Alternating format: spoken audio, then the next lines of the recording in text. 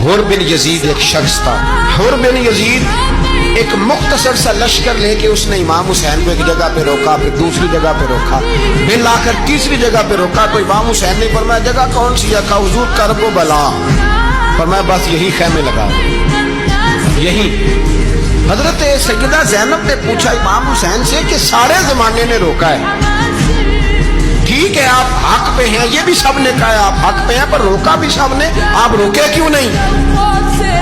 ابن کثیر اور ابن اسیر لکھتے ہیں امام حسین رو پڑے, کہنے لگے بہن میں رک جاتا پر میں نے رات کو نانا مصطفیٰ کو خواب میں دیکھا. تو حضور نے فرمایا حسین اگر آج یہ رواج پڑ گیا نا یزید جیسے لوگوں کا تو قیامت تک پڑا رہے گا.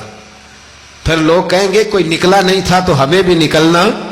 پھر لوگ ظالموں کے سامنے گردنیں جھکانے کے عادی ہو جائیں.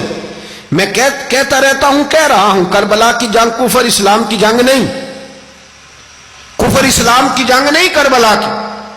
کیونکہ یزید تو بڑا پکا نمازی تھا, خطبہ دیتا تھا. وہ تو جب امام حسین رضی اللہ تعالیٰ عنہ نے کربلا کے میدان میں جمعے کا دن تھا تو یزید کے سامنے کو بات کرنی شروع کی, عمر بن سعد کے سامنے. تو عمر بن سعد کہنے لگا حسین زیادہ باتیں نہ کر, ہمارا جمعہ لیٹ ہو رہا ہے, جنگ کے لیے تیار ہو, فٹافٹ آ. اہل بیت نبوت کو قتل کریں گے اور قتل کے بعد پھر نماز پڑھیں گے اور پھر کہیں گے اللہم صلی علی محمد وعلی آل محمد, اسی نماز میں پھر درود بھی پڑھیں گے. یہ کیسا مرتبہ ہے, کیسا انداز ہے, دوستی قاتل سے بھی مقتول سے یارانہ بھی. امام حسین نے حر بن یزید امام حسین سے کہنے لگا مجھے حکم ہے آپ کو روکنے کا, آپ آگے نہیں جا سکتے. امام صاحب نے فرمایا وجہ زمین اللہ کی ہے. اس نے کہا آپ بیعت نہیں کر رہے, یزید کی حالات آپ کے حق میں درست نہیں ہے, آپ نہیں جائیں گے. امام روک گئے. ظہر کی نماز کا وقت ہوا تو حضرت علی اکبر امام حسین کے بڑے صاحبزادے انہوں نے اذان ظہر پڑھی تو حر بن یزید کے لشکر نے امام حسین کے پیچھے نماز ادا کی. کہا بھئی تم مقابلے میں آئے ہو, نماز پیچھے پڑھتے ہو؟ کہا حضور مقابلہ تو تلواروں سے کر رہے ہیں پر ہمارا دل تو مانتا ہے نا کہ مصطفیٰ کا نواسہ بڑی شان والا ہے. حر بن یزید نے 3 نمازیں لشکر سمیت امام حسین کے پیچھے پڑھی ہیں, 3 نمازیں, ظہر اثر اور مغرب. پھر امام حسین کے سامنے شرائط پیش کی کہ آپ کو یہاں گھیر لیا گیا ہے, یہاں آپ بیعت کریں گے, یہاں جنگ کریں گے, 2 ہی باتیں. امام حسین نے فرمایا نہیں بھائی بیعت تو میں نہیں کرتا, اس کے علاوہ تم جو کہتے ہو میں کرنے کو تیار ہوں. اس نے خط لکھا, عبید اللہ ابن زیاد کو ایک بندہ دوڑایا پیچھے, کوفے چند میل پہ کوفہ تھا. کہا وہ نہیں مان رہے, کیا کرنا ہے؟ تو حسین ابن علی ہے, میں زیادہ دیر انہیں روک بھی نہیں سکتا. انہوں نے پیغام دیا حر بن یزید کو کہ کرنا کچھ بھی نہیں, ان کا پانی بند کر دو, بلیک میل کرو, کھانا پانی نہیں ملے گا, چھوٹے چھوٹے بچے ہیں, خود ہی مان جائیں گے. حضرت امام علی مقام کے بارے میں حر کے پاس جب یہ پیغام آیا تو حر کہنے لگا میری طبیعت نہیں مانتی حسین پر پانی بند کروں, دل نہیں مانتا. جب یہ لفظ کہے نا دوبارہ تو پھر عبید اللہ ابن زیاد نے عمر بن سعد کو 10,000 آدمی دے کے بھیجا. کہا حر بن یزید لچک دکھا رہا ہے حسین کے حق میں. 3 دن تک پانی بند رہا. 9 محرم کو عمر بن سعد نے اور لوگ بلائے. شمر ایک بڑا سخت آدمی تھا, سنگ دل بدبخت, جس نے حضرت علی اصغر کے گلے پر تیر مارا تھا, وہ اور لشکر لے کے آیا.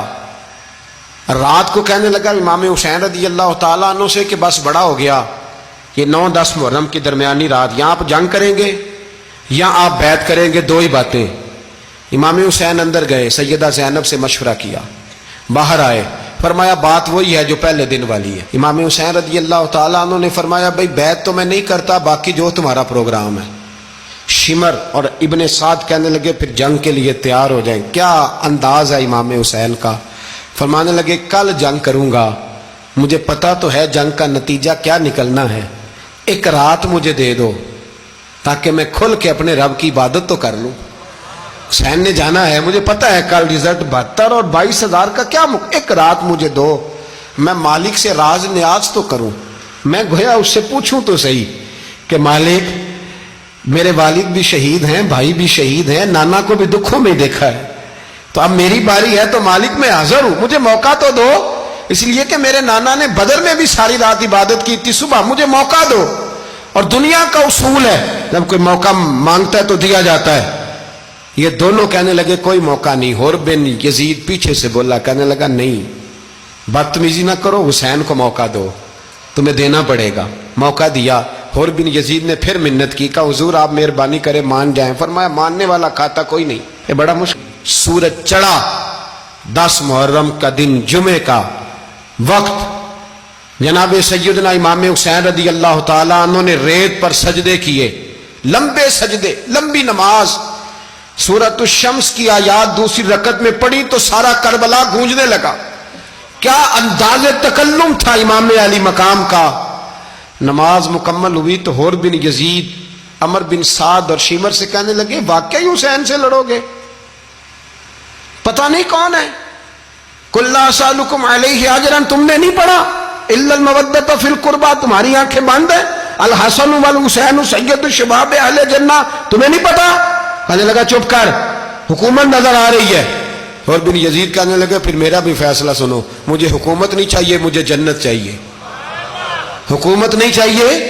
امام حسین کی پہلی فتح دیکھیں, حر بن یزید ایڑی لگا کے نا یزید کے لشکر سے نکل کے امام حسین کے لشکر میں شامل ہو گیا. اور پہلا شخص جس نے امام حسین کو روکا, امام حسین کے نام پر پہلا سر بھی اسی شخص نے کٹایا ہے. لیکن یزید کی قبر پہ لعنت بھی کوئی نہیں برساتا, اس کا محل تھا بہت بڑا. لیکن جب لوگ کربلا میں امام حسین کو سلام کرنے جاتے ہیں تو قدموں میں حر بن یزید کا مزار بھی بنا ہوا ہے, اس کو بھی سلامی دی جاتی ہے. اور اب ہم اکیلا حر بن یزید نہیں کہتے, ہم کہتے ہیں حر بن یزید رضی اللہ تعالیٰ. اب ہم اتنی تعظیم کرتے ہیں اس حر کی